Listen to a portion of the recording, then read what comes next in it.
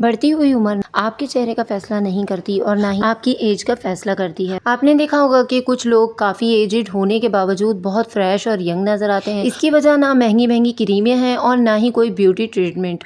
आज की वीडियो में ना मैं आप लोगों के साथ चंद ऐसी बेहतरीन आदतें शेयर करूँगी जिनको अपना करना आप अपनी स्किन को बग़ैर मेकअप के भी यंग रख सकेंगी, अपने आप को बग़ैर मेकअप के अट्रैक्टिव दिखा सकेंगी। साथ में अपने घरेलू रूटीन की कुछ ऐसी बातें भी आपके साथ शेयर करूंगी जो आपके घर के कामों को बहुत आसान कर देंगी। अस्सलाम वालेकुम, कैसे हैं आप सब लोग? अल्हम्दुलिल्लाह मैं बिल्कुल ठीक ठाक हूँ और दुआ है कि आप सब बिना खैरियत से हों। पूरा व्लॉग देखिएगा कि मैं कहीं जाती हूँ तो मैं किस तरह से अपनी तैयारी को पहले से कंटिन्यू करके रखती हूँ ताकि मुझे वक्त पर ना हर चीज़ अवेलेबल हो और मैं बहुत ज़्यादा आराम से जा सकूँ। सबसे पहले मैंने फेस वॉश किया। फेस वॉश करने के बाद बहुत सारा मॉइस्चराइज़र लगाया। मॉइस्चराइज़र लगाते ही ना आपकी स्किन की जो गेम है वो बिल्कुल चेंज हो जाती है, एकदम से ग्लो आता है। अच्छा, इसके बाद मैंने पॉन्ड्स की बीबी क्रीम लगाई है और मुझे ऐसा लगता है कि ये क्रीम मैजिक का काम करती है। मेरी स्किन पे बहुत ही ज़बरदस्त किस्म की ये टिकती है, तो मुझे इसके अलावा कुछ अच्छा ही नहीं लगता। साथ में ये हल्का सा लिप बाम लगाया और यही मैंने अपने गालों पे लगा लिया था।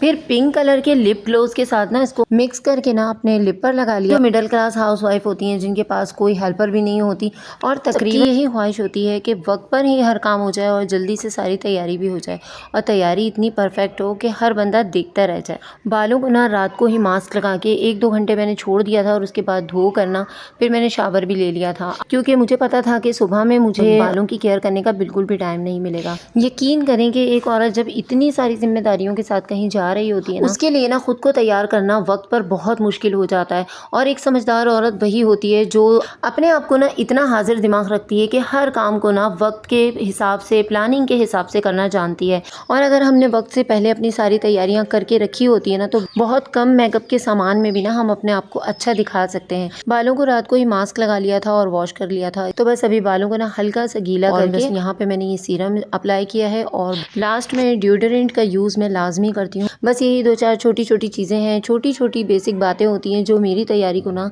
बिल्कुल कंप्लीट कर देती हैं। और मुझे ऐसा लगता है कि ये अगर जो 2-4 बातें हम लोगों ने अपने जहन में बिठा लिया और इन्हीं बातों को फॉलो किया ना तो बेशक हमारी बहुत ज़्यादा तैयारी ना भी होना तो हम बहुत ही अच्छे लग भी सकते हैं और बहुत अट्रैक्टिव भी नज़र आ सकते हैं। अच्छा, मैं अक्सर ना लोगों से ये वाली बात कहते सुनती हूँ कि भाई एक सलीकामंद औरत जो होती है ना उसका घर हर वक्त साफ सुथरा रहता है, हर चीज़ जगह पे रखी हुई है, घर ऑल टाइम वेल ऑर्गेनाइज है। ये सारी बातें तो वो हो गई ना जो आपने घर के लिए की, बच्चों के लिए की, फैमिली के लिए की, लेकिन मेरा पॉइंट ऑफ व्यू ये है कि एक सुघड़ औरत ना वो होती है जो अपना ख्याल भी रखना जानती हो।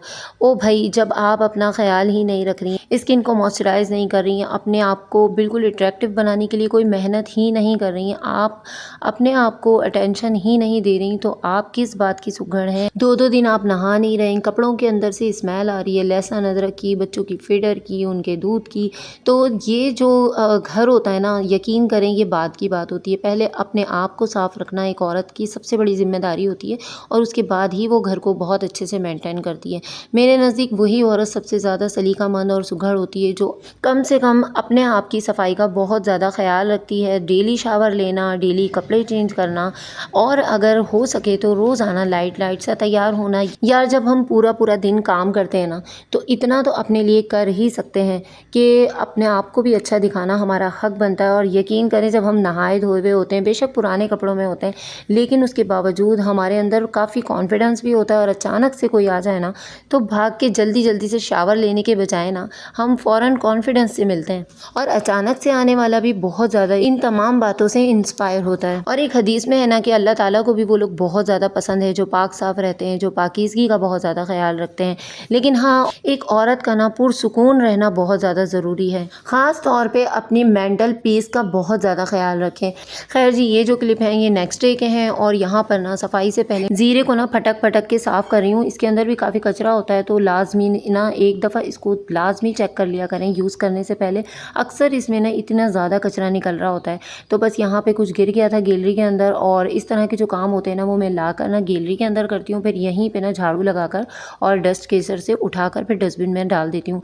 डस्टबिन में हमेशा मैं शॉपर रखती हूँ और सुबह में जब कचरे वाला आता है तो बस इतना काम होता है कि शॉपर उठाकर उसको देनी होती है। एक तो इससे टाइम भी बचता है और दूसरी बात ये कि डस्टबिन बार बार गंदा होने से बच जाता है। तो बाहर वाला डस्टबिन 2-3 दिन में धुलता है और जो किचन का डस्टबिन है वो मैं डेली बेसिस पे धोती ही हूँ। बेशक मैं उसमें भी शॉपर रखती हूँ, लेकिन फिर भी मैं उसको डेली बेसिस पे धोती हूँ, क्योंकि किचन के अंदर एक अजीब सी स्मेल आ जाती है अगर आप वहाँ पे डेली बेसिस पे कचरा रख रहे हैं तो।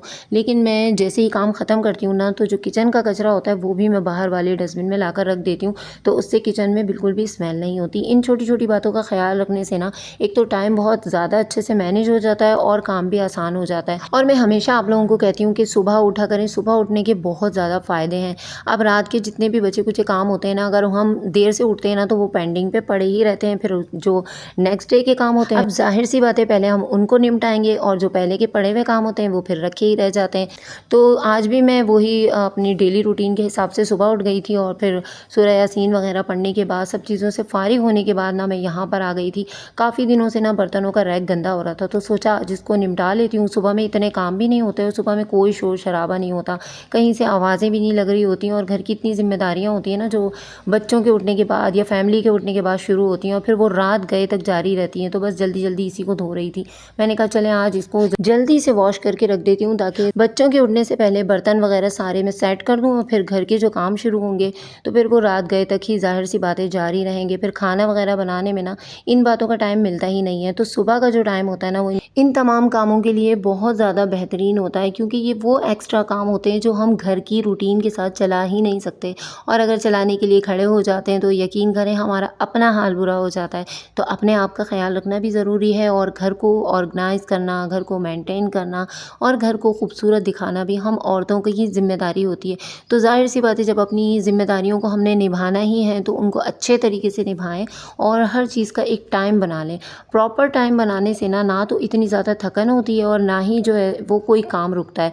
चेक करें कि 2 से 3 मिनट के अंदर रैक भी धुल गया, मैंने 7 फर्श धो के वाइपर भी मार दिया, और जो मेरा माइंड था ना जिसमें एक बोझ लगा हुआ था रात से मुझे कि भाई मुझे ये वाला रैक जो है सुबह उठकर धोना है, तो वो धुलने के बाद मुझे इतना सुकून मिला ना कि फिर मेरे हाथ और ज़्यादा जल्दी जल्दी चलने लग गए। और ना मेरे साथ तो ऐसा होता है कि अगर मेरा कोई काम रुका हुआ हो जाए ना तो मुझ में ना और ज़्यादा एनर्जी आती है और ज़्यादा मैं अच्छे से काम करने लगती हूँ, पता नहीं थकन कहाँ चली जाती है। खैर जी, यहाँ पर मैंने खिचड़ी बनाई थी और लाजमी सी बात है खिचड़ी ऐसे तो नहीं खाई जाती, तो 2 चटनियाँ भी बनाई थी। और ब्लेंडर जो होते हैं ना इन्होंने ज़िंदगी आसान कर दी है यार हम औरतों की। पहले की औरतें ना सिल पे पीसा करती थी, अब अगर दिल करता है तो हम लोग सिल पे पीसते हैं, वरना तो फिर ब्लेंडर जिंदाबाद। तो ब्लेंडर में 2-3 तरह की चटनियाँ बनाकर और फिर सैलड वगैरह बनाकर अचार के साथ फिर मैंने उसको सर्व किया। घर वालों ने बहुत ज़्यादा खुशी से खाया। कभी कभार ये छोटी छोटी बातें ना ज़िंदगी को बहुत ज़्यादा खुश और मुतमईन कर देती हैं। कितनी बार ऐसा होता है कि हम पिज़्ज़ा बर्गर खा के भी खुश नहीं होते, और कभी कभी ना घर की दाल रोटी भी बहुत ज़्यादा सुकून देती है बाहर की चीज़ों से ज़्यादा। तो बात सिर्फ और सिर्फ हमारे माइंड की। अगर अपने माइंड में हम ये बिठा लेना कि हमने बचत भी करनी है, घर को भी चलाना है और घर वालों को हफ्ते में 2 दिन या 3 दिन अच्छा खाना भी देना है, तो ये सारा मैनेजमेंट के ऊपर बात होती है। आपने अपने घर को चलाना भी है और घर को बचाना भी है, तो ये सारी जिम्मेदारी ना एक औरत पे आती है। क्योंकि भाई आदमी तो या तो सामान ला के अलग हो जाते हैं या तो फिर पैसे दे के अलग हो जाते हैं, लेकिन उसको किस तरह से मैनेज करना है, कहाँ से पैसा बचाना है, अच्छे बुरे वक्त के लिए उसको सेव करके रखना है, ये सारी ताकत होती है ना अल्लाह ताला ने औरत को ही दी होती है कि वो किस तरह से घर को चला सकती है। और मैं कहती हूँ ये एक औरत के अलावा किसी के बस की बात नहीं है कि वो घर को भी चला रही है, बच्चों को भी देख रही है, फैमिली को भी खुश रख रही है और इसके अलावा अपने आप का भी ख्याल रख रही है। तो आज के व्लॉग में ना मैंने पूरी कोशिश की है कि आप लोगों के साथ वो तमाम बातें शेयर करूँ जिनको अपनाकर मैं अपनी ज़िंदगी को आसान बनाती हूँ, और कोशिश मेरी यही होती है कि हर वो बात आपके साथ शेयर करूँ जो मेरी बहनों के थोड़ा बहुत भी काम आ सके या किसी भी बहन को इससे फ़ायदा हो सके। तो यहाँ पर बस बच्चे और मैं कुरान पाक पढ़ रहे थे और यहाँ पे छोटा सा मैंने क्लिप ले लिया था कि बच्चों को अपने साथ लगाना चाहिए हर अच्छे काम में। इससे हमारा और बच्चों का जो रिलेशन होता है ना बहुत ज़्यादा स्ट्रांग हो जाता है। खैर जी, बच्चों की छुट्टियाँ बैंड हो रही हैं तो पिकनिक पे गए थे, उसके कुछ क्लिप मैंने इसमें ऐड किए हैं। वो एंड में यही कहूँगी, वीडियो पसंद आए तो प्लीज़ लाइक सब्सक्राइब ज़रूर कर दीजिएगा, कमेंट ज़रूर किया करें, वीडियो को पूरा देखा करें, और अगर थोड़ा सा भी पसंद आए तो फैमिली में इसको शेयर भी कर दिया करें। अपना बहुत ज़्यादा ख्याल रखिएगा, मुझे दुआओं में याद रखिएगा। फिर मिलेंगे नए व्लॉग में। अल्लाह हाफिज़।